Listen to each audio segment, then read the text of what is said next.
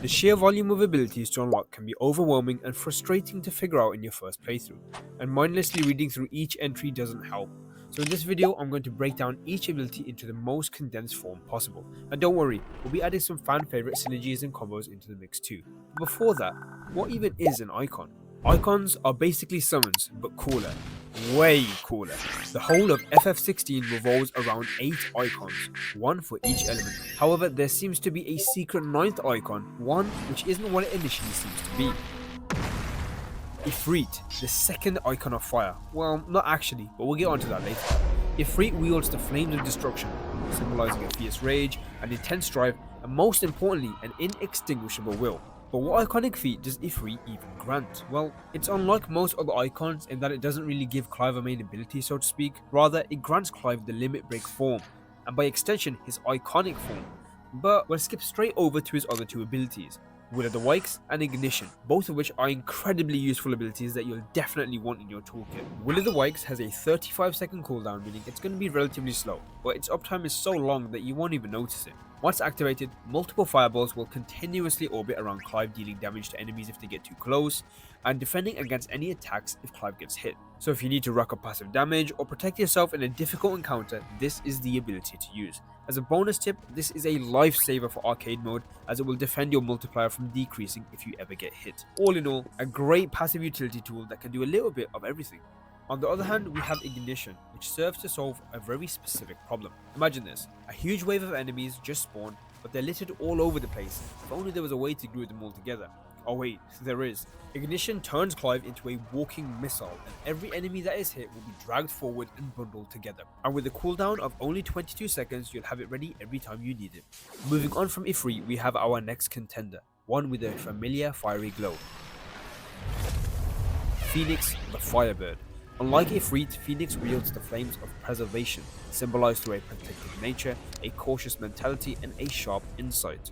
The Blessing of the Phoenix grants you the iconic feat Phoenix Shift. This allows you to close the distance between an enemy by use of a teleport. It does have a distance limit, but it can be increased via upgrading. If you attack just after teleporting, your first melee or magic attack will be buffed, usually just boosting damage. However, if you use a boosted magic attack on a downed target, it will actually lift them into the air, allowing for some nice follow-ups. So if your playstyle revolves around constant pressure, instant punishes, and increased depth in combat, Phoenix Shift will be one of your favorite iconic feats. And on the topic of feats, most if not all icons provide Clive with what's known as an iconic feat, basically the icon's exclusive skill, alongside 3 abilities and a final ultimate ability. And Phoenix is no exception to this rule. The first abilities you'll be handed by default are Rising Flame and Scarlet Cyclone, both of which are damage oriented moves. Rising Flame is your bread and butter damage ability. It's quick, it's fast, and most importantly, it's flashy. With only a 20-second cooldown, it's perfect for finishing weaker enemies off or just chipping away at a beefy health bar. Its only drawbacks are that it's a strictly ground only attack, and once you come across later abilities, they tend to overshine its use. Scarlet Cyclone is another simple and clean bread and butter crowd control attack. It does however have a slower cooldown of 30 seconds, so you will be left wanting more. Great for players who prefer a simpler moveset and don't want to constantly rotate between abilities. The third ability and the ultimate ability are the more interesting tools from Phoenix's kit. Heatwave, being the normal ability, has a counter boost gimmick, and Flames of Rebirth, being the ultimate ability, has an additional healing element.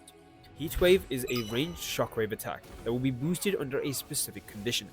Usually, Clive will just shoot out a projectile or two and that's it. However, use it just before an enemy projectile hits and the move is boosted.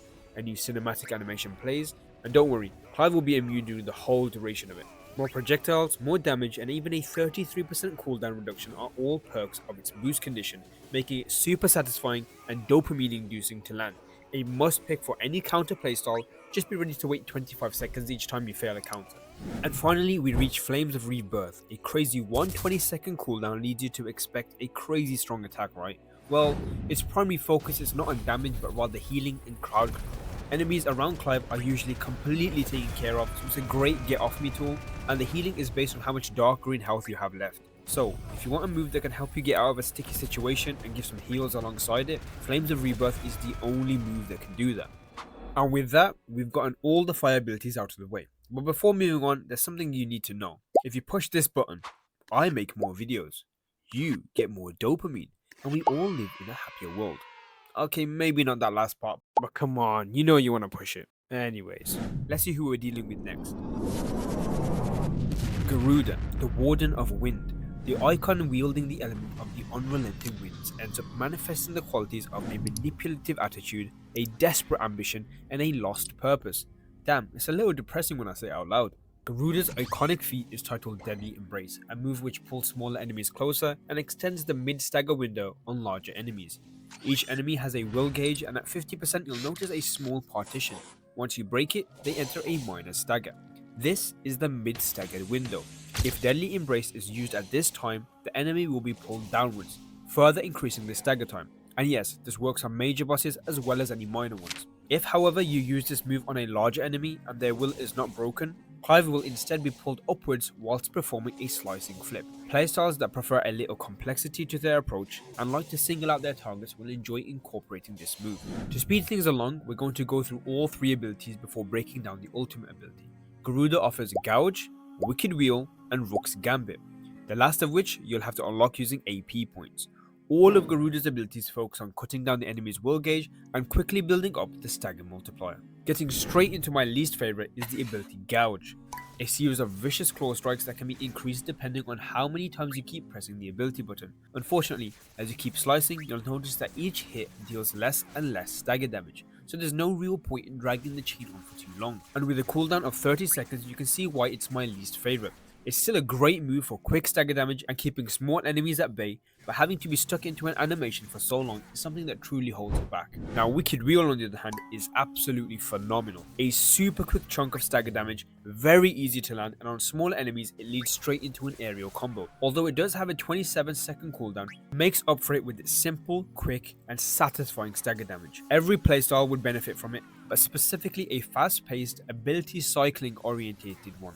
And the last of the main abilities is a move very similar to Felix's Heatwave. Rook's Gambit is nothing special unless it is used just before an attack lands.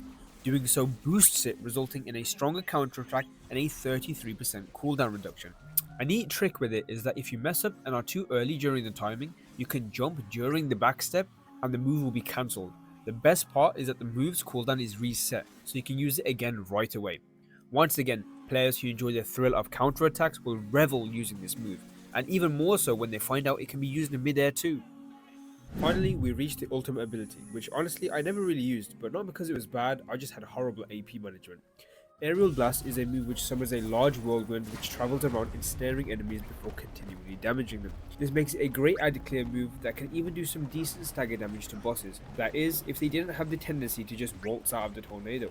Since it's an ultimate ability, the 110-second cooldown is expected, and fair might I add, considering how it almost always wipes the field. Overall, great add clear ability that can potentially wipe out 3 whole waves of small enemies single-handedly. And just like that, we move on to Ron, the Elder Justicer, the one who wields the untamed lightning, granting him the traits of thundering might, an enlightened intellect, and a just vision. His iconic feat, Blind Justice, is ripped straight from the Kingdom Hearts shot locker mechanic, albeit a little slower this time around. Ramu's staff allows you to lock onto targets before releasing homing bolts of lightning. These bolts can be reactivated to deal additional damage and send lighter enemies airborne. This can be done by using a melee attack, a magic attack, or by using Blind Justice again while the bolts are still active. Unfortunately, time does not slow down during this move, so be careful as you'll be wide open to enemy attacks. Although a little complex, Blind Justice is versatile when dealing with groups or bosses, but struggles to maintain the swift flow of combat. Despite having one of the worst iconic feats, Ramu's abilities are actually some of the best in the game. Pile Drive, Thunderstorm, and Lightning Run all have the added effect of slowing the recovery time for enemies that are hit by these moves. Starting off with Pile Drive, we find a simple and quick move dealing a solid chunk of both HP and stagger damage whilst also having respectable area of effect. If you like Garuda's Wicked Wheel, chances are you'll enjoy using Pile Drive due to its simple usage and respectable damage. On the topic of damage, Thunderstorm dishes out solid single target damage and can even hit enemies during the initial staff spinning animation. Despite being vulnerable during this animation, you can actually move around without interrupting the attack, allowing for some last minute repositioning. It might not be as fast as Pile Drive, but the 27-second cooldown means that you can use it a lot more regularly. Speaking of frequent attacks, Lightning Run is the catalyst to some of the most deadly combos in the game, capable of shredding both will gauges and health bars alike. The whole gimmick is that Clive sends out a lightning orb that remains on the field. If you or an enemy attacks this orb, a damaging shockwave is sent out, the orb will still remain, and don't worry, the shockwave won't affect you. By itself, this move is nothing extraordinary, but pair it with something like Will of the Wisps and suddenly you find yourself with a Gatling gun companion. Now it might look like there's no drawbacks to this move, but a 55-second cooldown definitely hurts. Talking about definitely hurting, okay, that's the last cheesy transition I promise. Maybe. We have Judgment Bolt. It's basically Thunderstorm on A-grade pharmaceuticals, if you know what I mean. More damage, more area effect, and it even freezes time, meaning you can dish out even more damage during a stagger phase. For what it brings to the table, a 90-second cooldown can be easily overlooked. It's perfect to use in a juicy damage phase, or just to get rid of that one annoying mini-boss. Now, looking back at what we've covered so far, Ifrit has great utility abilities, but not so much in the damage category. Phoenix focuses on combo enhancements and moves for simpler playstyles. Garuda excels in fast-paced in-and-out Punisher-style combat. And finally, Ramu has a focus on complexity and raw damage. Now that is 4 out of the 8 available icons, and if you guys enjoyed this video and want to see me cover the remaining abilities, drop a comment letting me know and I'll have it ready before you can say Upper 3! Subscribe please.